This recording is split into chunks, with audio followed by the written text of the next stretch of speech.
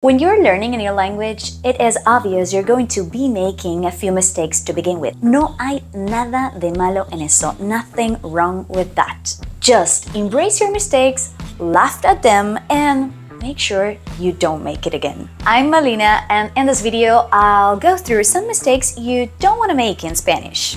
Tengo hambre.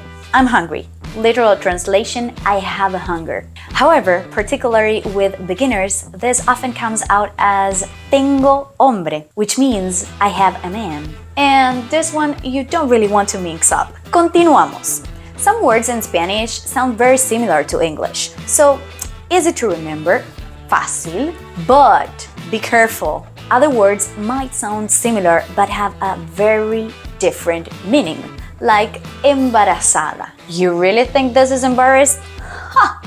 Friend, don't say estoy embarazada if you are not pregnant. Of course, if you're making this mistake, you will be embarrassed. So embarazada is equal to pregnant, not embarrassed. Next one, right away. Estoy caliente.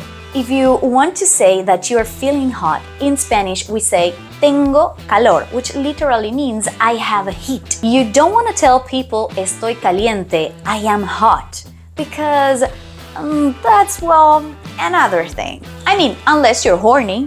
Casado and cansado, almost the same thing, but let me tell you the difference. With just one letter added, this totally changes the meaning.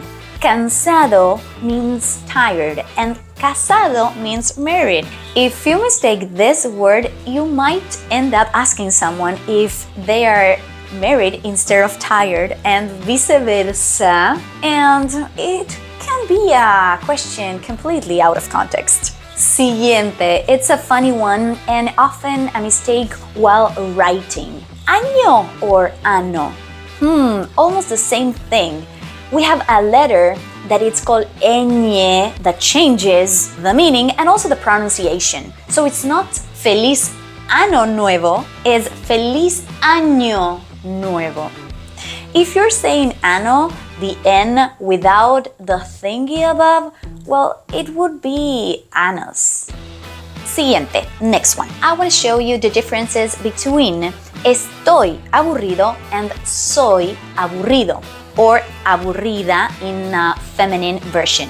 They change meaning depending on whether you use them with the verb ser or estar. Estoy aburrido, I am feeling bored. Soy aburrido, I am boring. You see, if you're asking them, sos aburrido, you will be asking them if they are boring. So if you're asking someone if they are bored, you would say, ¿Estás aburrido? Last but not least, my favorite common mistake is with the word gracioso. That sound like gracious, but no, mi amigo, is something funny.